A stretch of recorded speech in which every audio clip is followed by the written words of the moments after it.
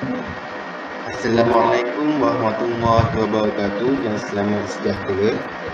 Pada hari ini, kumpulan kami akan membentangkan kertas kerja projek yang bertajuk Majlis Sambutan Hari Pakar Malaysia Peringkat Negeri Pahang dengan tarikh pada 19 September 2020 bertempat di Universiti Islam Antarabangsa Malaysia, Kampus Kuantan. Program ini akan dianjurkan oleh Persatuan Pakar Dayak Malaysia yang kerjasama Universiti Islam Antarabangsa Malaysia Kampus Kuantan. Sebelum kita bercerita dengan lebih lanjut tentang kertas projek ini, izinkan saya untuk menceritakan sedikit tentang sejarah penubuhan Persatuan Pakar Dayak Malaysia. Persatuan Pakar Dayak Malaysia atau dalam bahasa Inggerisnya Malaysia Daytician Association telah ditubuhkan pada tahun 1994 dengan Profesor Dr. Fatimah binti Arsyad dilantik sebagai Presiden pertama. Bagi memastikan peranan Persatuan Pakar Dayak Malaysia ini diketahui dan dipahami oleh setiap rakyat di Malaysia, beberapa inisiatif telah dilakukan bagi mencapai aspirasi persatuan, maksudlah melalui sambutan Hari Pakar Dayak Malaysia. Berbeza dengan majlis sambutan Hari Pakar Dayak di peringkat dunia yang disambut pada hari Rabu, minggu kedua pada bulan Mac setiap tahun, Hari Pakar Dayak Kebangsaan telah ditetapkan pada 19 September pada setiap tahun oleh Persatuan Pakar Dayak Malaysia. Sambutan ini diadakan setiap tahun untuk menghargai pakar-pakar Dayak di Malaysia yang telah banyak berjasa kepada masyarakat dalam mempromosikan dan membantu para pesakit dalam merancang pemakanan yang sihat. Dengan adanya sambutan seperti ini, masyarakat dapat menambah ilmu pengetahuan mereka dan para pakar Dayak akan menjadi lebih bersemangat dalam menjalankan tugas.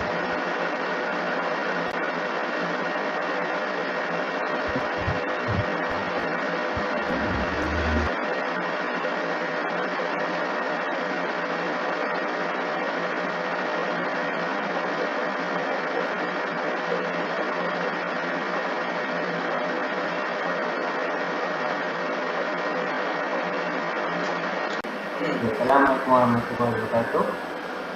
Saya akan membentangkan objektif Majlis Sambutan Hari Pakar Dayak Malaysia Peringkat Negeri Pahang. Yang pertama, objektifnya adalah untuk mendidik masyarakat tentang gaya pemakanan yang sihat. Seterusnya, ini memupuk gaya hidup yang aktif dan sihat. Dan terakhir, objektif adalah menyampaikan maklumat-maklumat yang terkini penyakit-penyakit yang berkaitan dengan gaya pemakanan. Sekian. Bismillah. Jadi kita beralih kepada butiran projek. Jadi nama projek yang bakal diadakan adalah Majlis Sambutan Hari Pakar Dayak Malaysia Peringkat Negeri Pahang yang dianjurkan oleh Persatuan Pakar Dayak Malaysia. Dan setelah pihak Persatuan Pakar Dayak Malaysia berbincang dengan pihak Jabatan Kesihatan Negeri Pahang, mereka telah menetapkan tempat program tersebut iaitu di Universiti Islam Antarabangsa Malaysia Kampus Kuantan. Dan alhamdulillah pihak UIM Kuantan sudi untuk menjadi tuan rumah kepada projek tersebut. Jadi projek atau majlis sambutan ini bakal diadakan pada 19 September 2020, lebih kurang 2 bulan lagi, dengan bertemakan makanan sihat keutamaan kami. Jadi kita balik kepada kumpulan sasaran.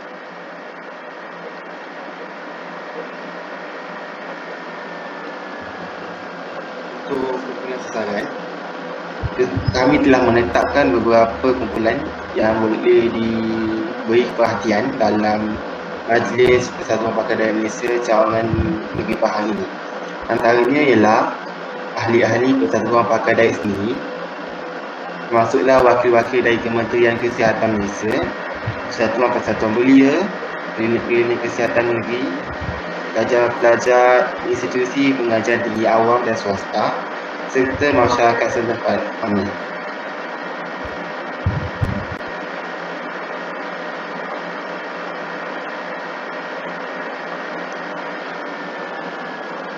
Jadi kita beralih kepada anjaran perbelanjaan, boleh rujuk lampiran 1. Jadi kita teruskan kepada anggaran perbelanjaan Biro Catering. Mereka memperuntukkan sebanyak 31,000 yang melibatkan makanan VIP sebanyak 5 orang yang kami jemput, dan tetamu jemputan selama 30 yang terdiri daripada dekan staf kuliah serta wakil badan kerajaan dan badan bukan kerajaan. Juga pihak catering menyediakan jamuan ringan untuk hadirin awam seramai 5,500 orang anggaran yang terdiri daripada pelajar UIM Kuantan serta penduduk di sekitar UIM Kuantan, serta air mineral sebanyak 250 kotak. Jadi kita beralih kepada Biro Penerbitan dan Promosi. Mereka memperuntukkan sebanyak RM830 yang terdiri daripada banting sebanyak 30, 100 tanda nama yang akan diberikan kepada komiti sepanjang program, dan 30 poster dan brosur serta banner. Untuk Biro Teknikal dan Persiapan, mereka memerlukan sebanyak RM300 yang terdiri daripada technicians honorarium sebanyak 200. Jadi technician honorarium ni ialah 2 orang technician yang bakal mengawasilah bahagian teknikal, contohnya seperti sistem PA, dan juga dekorasi, sewaan barang dan lain-lain sebanyak 100. Jadi untuk biro yang seterusnya, Biro Perhubungan Awam, mereka bertanggungjawab untuk menyediakan tanda perhargaan kepada VVIP dan tetamu jemputan, dan mereka memperuntukkan sebanyak RM4,000. Untuk biro yang seterusnya, Biro Modul dan Aktiviti, untuk pengetahuan tuan atau puan, Biro Modul dan atau Aktiviti ini merancang sebanyak 6 program, iaitu pameran sebanyak 20 pameran yang berbeza, pertandingan memasak, pemeriksaan kesihatan asas yang disediakan 4 tempat yang berbeza, bos jualan sebanyak 35 tapak sewaan kepada umum, sukaneka sebanyak 2 tempat yang berbeza, serta explorers, dan mereka memperuntukkan sebanyak RM7,150. Dan biro terakhir iaitu Biro Tugasan Khas, mereka ditugaskan untuk menyediakan hadiah kepada pemenang untuk setiap pertandingan lah, iaitu pertandingan memasak sebanyak 10 orang, 10 tempat, sukaneka sebanyak 20 tempat, dan explorer sebanyak 20 tempat pemenang lah. Dan mereka memperuntukkan sebanyak RM1,600. Jadi jumlah keseluruhan anggaran perbelanjaan untuk kenan biro iaitu sebanyak RM44,880.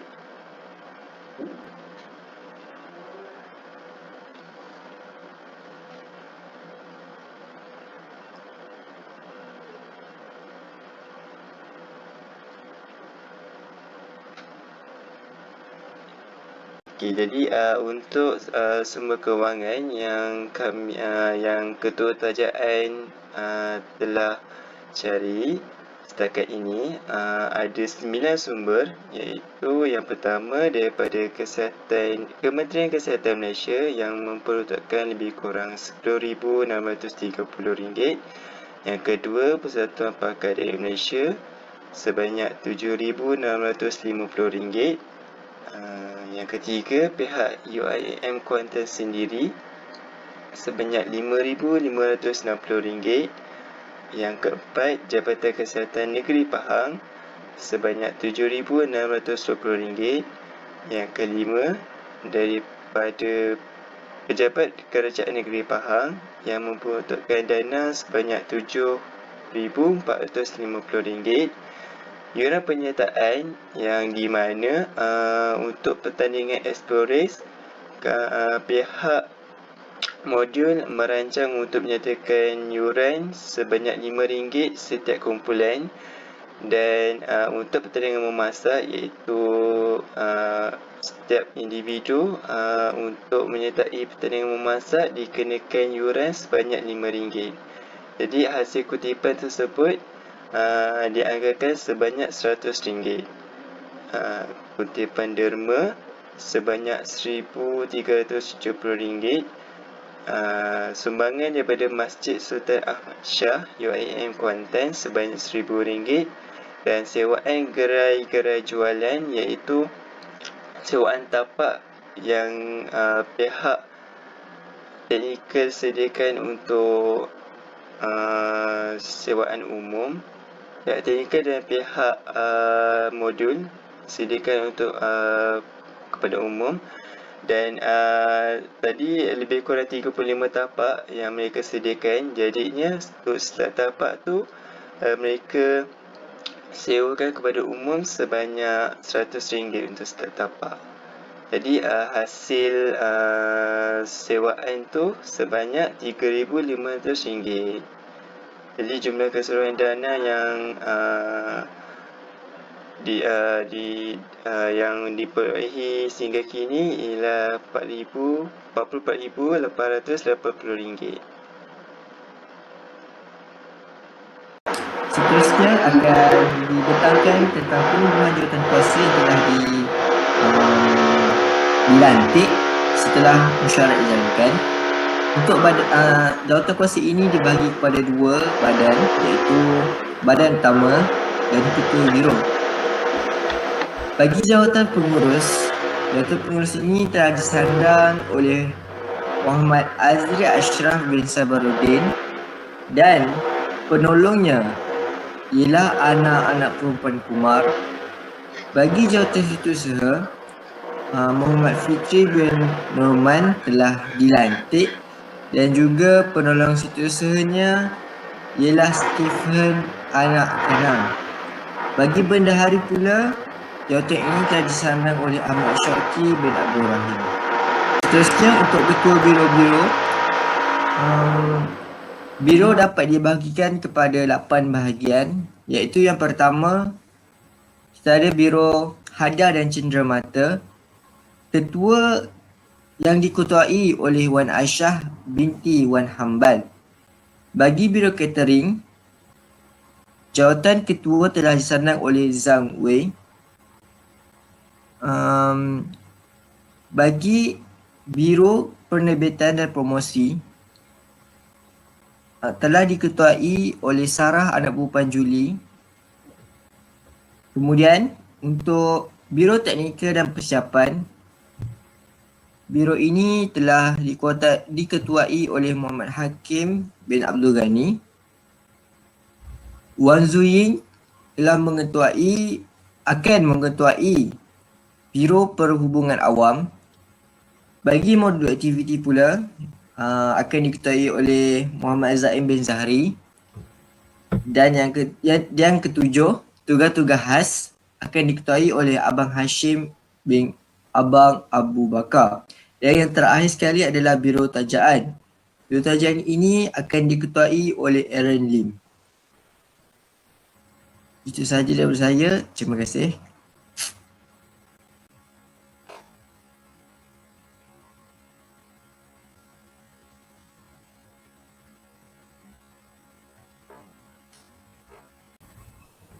Untuk penentuan tugas,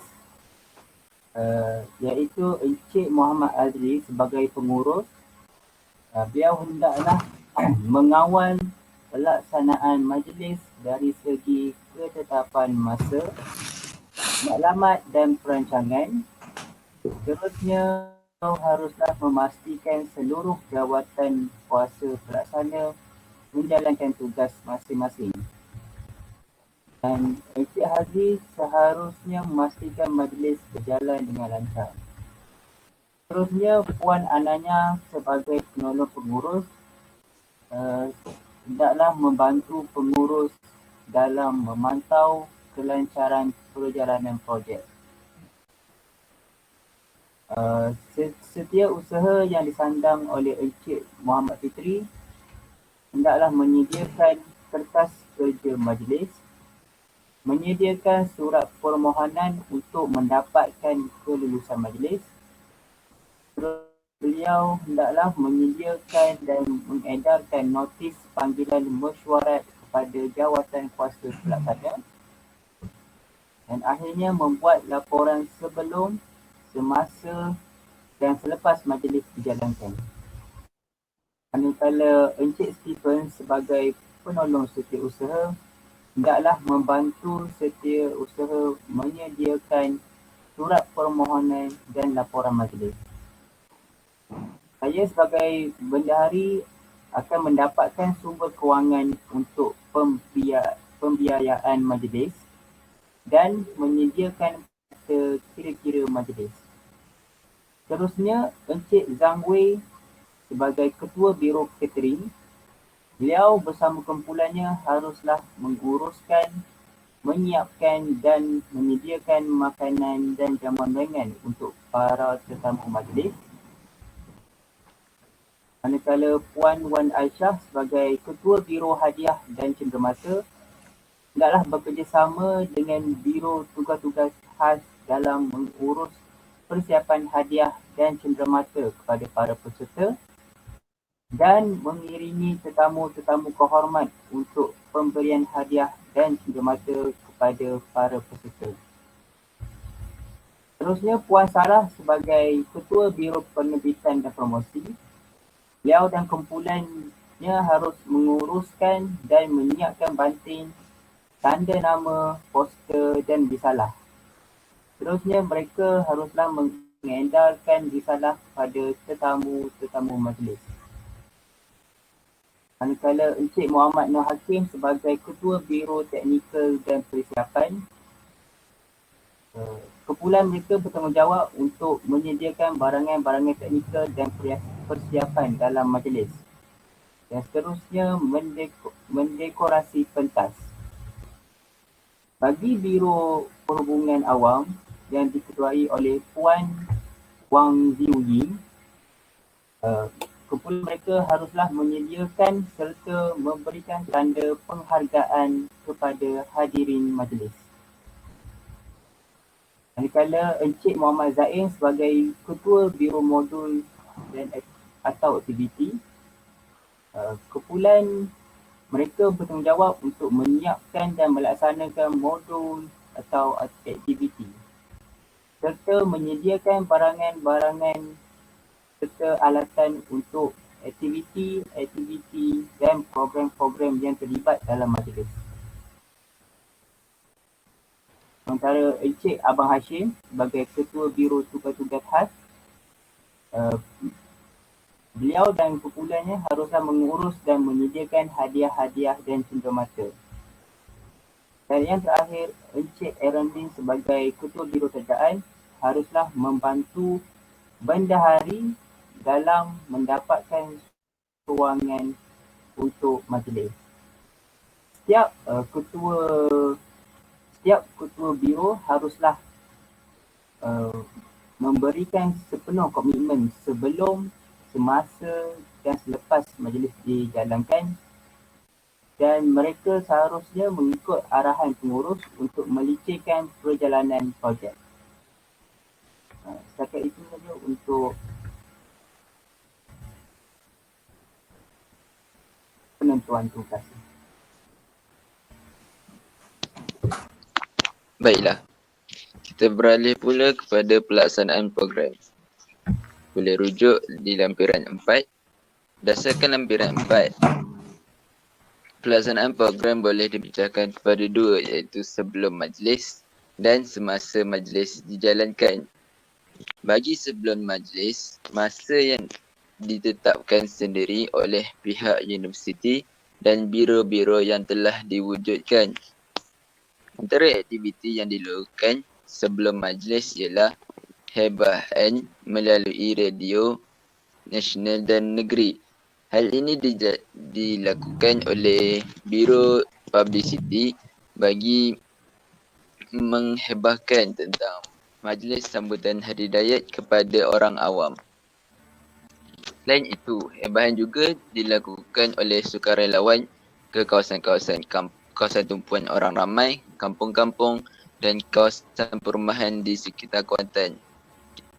Sukarelawan ini terdiri daripada majlis daripada kelab belia yang menyokong penuh aktiviti seperti ini. Pemberitahuan melalui pemasangan poster, banting juga dilakukan oleh pihak Biro Publicity di sekitar kawasan Kuantan dan juga dalam universiti.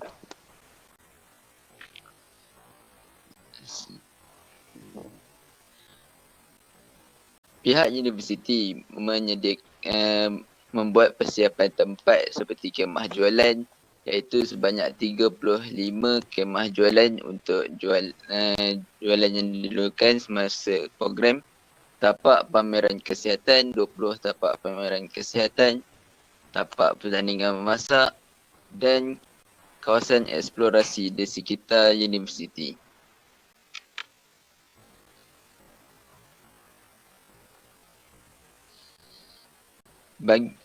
Bagi persiapan semasa majlis, kita boleh bahagikan kepada 4 fasa, iaitu yang pertama 8 hingga 5 petang sepanjang majlis berlangsung. Sepanjang majlis berlangsung akan diadakan pameran kesihatan, aktiviti jualan dan kaunseling serta nasihat pemakanan. Pada waktu pagi pula,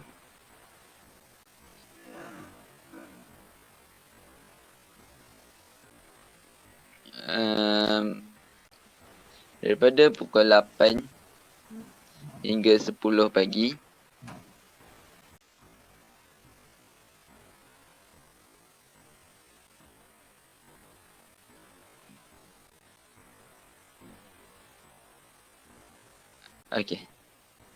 maafkan saya. Daripada pukul 8 hingga 10 pagi akan diadakan acara senam aerobik dan juga acara perasmian. Pada pukul 10 hingga 12 tengah hari, kita akan adakan forum kepentingan menjaga kebersihan makanan. Pada waktu petang pula, daripada pukul 2 petang hingga 4 petang, kita akan adakan pertandingan memasak yang bertemakan gizi yang seimbang serta eksplorasi amalan pemakanan yang sihat. Untuk melihat dengan lebih jelas, di sini disertakan cadangan atau cara majlis sepanjang hari kejadian.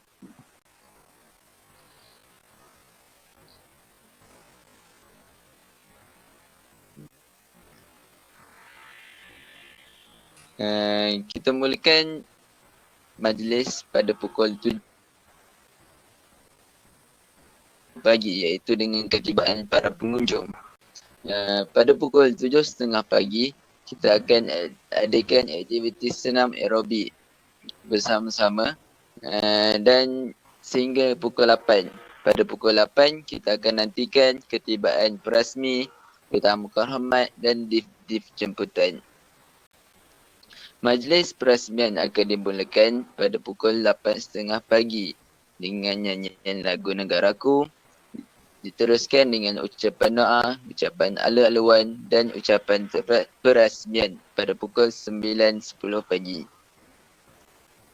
Aktiviti gimik perasmian serta persembahan pentas akan dilakukan pada jam 9.30 pagi. Pada pukul 10 pagi, forum kepentingan menjaga kebersihan makanan akan diadakan.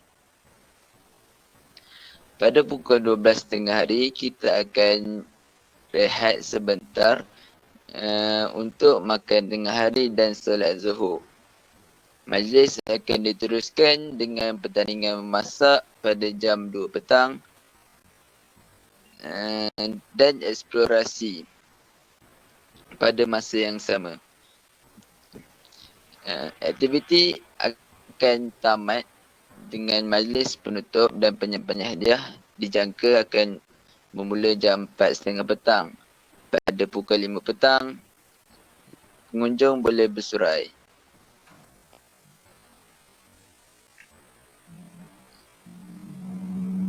Itu saja tentatif untuk majlis Hari Pakar Dayat.